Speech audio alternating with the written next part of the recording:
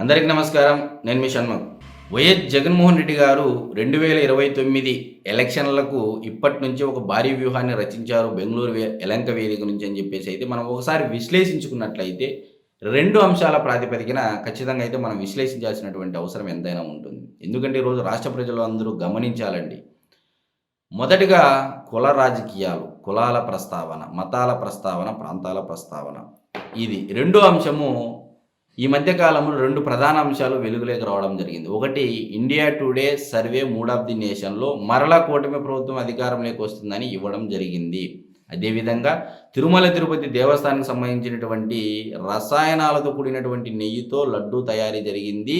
ఇది ఖచ్చితంగా మహాపాపమని ఇది ప్రజల్లో కూడా బాగా వెళ్ళడం జరిగింది. ఈ 2 అంశాలను డైవర్ట్ చేయడానికే ఈరోజు జగన్మోహన్ రెడ్డి గారు భారీ వ్యూహాన్ని రచించారు బెంగుళూరు యలంక వేదిక నుంచి అయితే మనం ఒకసారి ఈ 2 అంశాల ప్రాతిపదికన విశ్లేషించుకునేటువంటి ప్రయత్నం చేద్దాం.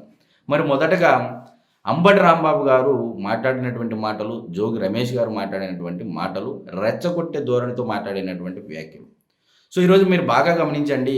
అంబటి రాంబాబు గారు సరే మరి బ్యానర్లు వేయడం జరిగింది. ఈ విధంగా చేయడం జరిగింది. సో, దానికి బూతులతో మాట్లాడాల్సినటువంటి అవసరం లేదు. యెస్, డెఫినిట్‌గా బ్యానర్ ముందర నిలబడి దానికి సబ్జెక్ట్‌తో కౌంటర్ ఇచ్చేటువంటి అవకాశము, ప్రజాస్వామ్యము, డెమోక్రసీ మీకు కల్పించింది. సో, దానికి బూతులతోనే సమాధానం చెప్పాల్సినటువంటి అవసరము లేదు. ఆ సిట్యుయేషన్ కూడా అక్కడ లేదు. అయితే అంబటి రాంబాబు గారు అనూహ్యంగా ఆయన విపరీతమైనటువంటి సభ్య సమాజం తలదించుకునేటువంటి మాటలతో ఏకంగా కాపు సామాజిక వర్గమే ఈరోజు తలదించుకునేలా చేసినటువంటి వ్యక్తి అంబటి రాంబాబు గారు అని చెప్పేసి ఈరోజు కాపు సామాజిక వర్గం వాళ్ళు చీదరించుకునేటువంటి పరిస్థితి అని చెప్పేసి అయితే మనం ఖచ్చితంగా చెప్పొచ్చు. అయితే ఇక్కడ అంబటి రాంబాబు గారి కూతురు ప్రెస్ మీట్ ముందుకు వచ్చి ఆమె వినూత్నంగా జరిగినటువంటి ఇన్సిడెంట్ను చేసినటువంటి తప్పును సమర్థించుకుంటూనే, అంటే బూతులతో మాట్లాడడం సమర్థించుకుంటూనే ఈరోజు గతంలో ఇదే మీ తండ్రి గారు ఆనాడు చంద్రబాబు నాయుడు గారి యొక్క ధర్మపత్ని అయినటువంటి నారా భువనేశ్వరి గారిని అసెంబ్లీలో మాట్లాడినప్పుడు విపరీతమైనటువంటి వ్యాఖ్యలతో మీరు ఒక మహిళలు అయ్యుండి మీ యొక్క తండ్రి గారిని ప్రశ్నించారని చెప్పేసి ఏబిఎన్ వెంకటకృష్ణ గారు కూడా మీడియా సాక్షిగా ప్రశ్నించడం జరిగింది.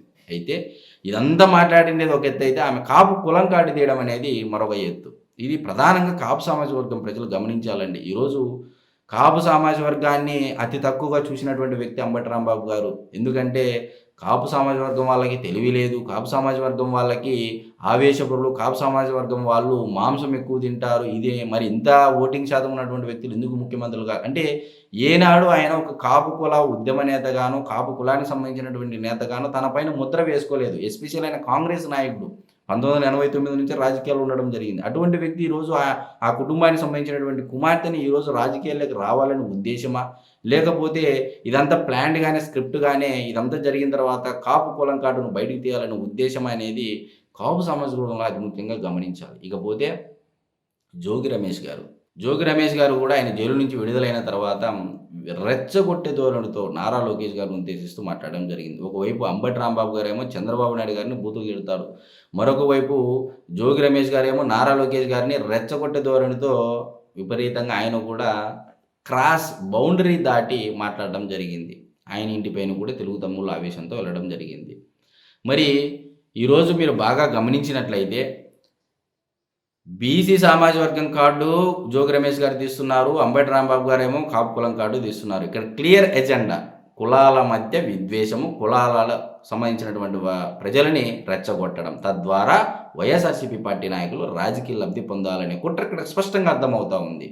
ఇకపోతే రెండో అంశం, ఈరోజు India today mood of the nation survey ఇంకా కూటమి ప్రభుత్వానికి ఓటింగ్ శాతం పెరిగింది, మరలా ఎంపీల సంఖ్య కూడా పెరుగుతూ ఉంది, మరలా అధికారంలోకి వచ్చేది కూడా కూటమి ప్రభుత్వమే 2029 ఎలక్షన్లు అని చెప్పేసి ఇండియా టుడే సర్వే ఏదైతే ఇచ్చిందో అదేవిధంగా తిరుమల తిరుపతి దేవస్థానానికి సంబంధించినటువంటి రసాయనాలతో కూడినటువంటి కెమికల్స్తో కూడినటువంటి నెయ్యిని వాడడం, అంటే పాలు వెన్న లేనటువంటి నెయ్యిని వాడడం ద్వారా ఈరోజు 20 కోట్ల లడ్డూల ద్వారా హిందువుల మనోభావాలు దెబ్బతిన్నాయి, హిందువుల వెంకటేశ్వర స్వామితోనే పరాచకాలు ఆడుతున్నారా అని చెప్పేసి ఈరోజు సామాన్య ప్రజలు సైతం వైఎస్ఆర్సీపీ పార్టీ పైన, నాయకుల పైన, పార్టీ పైన ఒక రకమైనటువంటి అసహనానికి, ద్వేషానికి ప్రజల్లో ఒక భావన ఏర్పడింది ఆ పార్టీ పైన.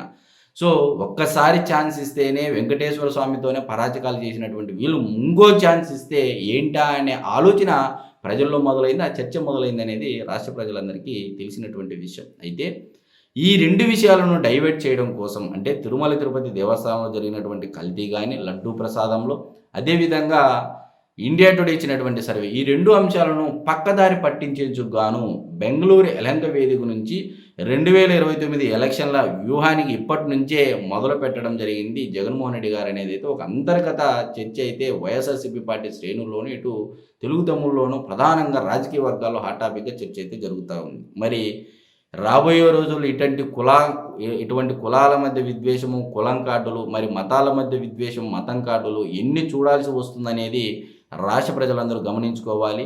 ఈరోజు సాక్షాత్తు చంద్రబాబు నాయుడు గారే చెప్పడం జరిగింది. నేను వెంకటేశ్వర స్వామి భక్తుడిని. వెంకటేశ్వర స్వామికి ఎటువంటి ఇబ్బంది కలగనీయను. వెంకటేశ్వర స్వామి ఆయనతో పెట్టుకున్నోళ్ళు ఏమైపోయారో నేను చాలామందిని చూశాను. నేను ఆయనకు నా కుల దైవము, నా ఆరాధ్య దైవము, నేను నమ్మిన దైవము అని చెప్పేసి ఆయన స్పష్టంగా చెప్పడం జరిగింది. కాబట్టి ఎవరు ఆ దేవుణ్ణి నమ్ముతున్నారు, ఎవరు ఆ దేవుణ్ణి నమ్మలేదనే కోణంలో ఆలోచించి ఈ విషయాలనేది విశ్లేషణ కరెక్టా కాదనేది మీరు కామెంట్ రూపంలో తెలియజేయండి. నమస్కారం.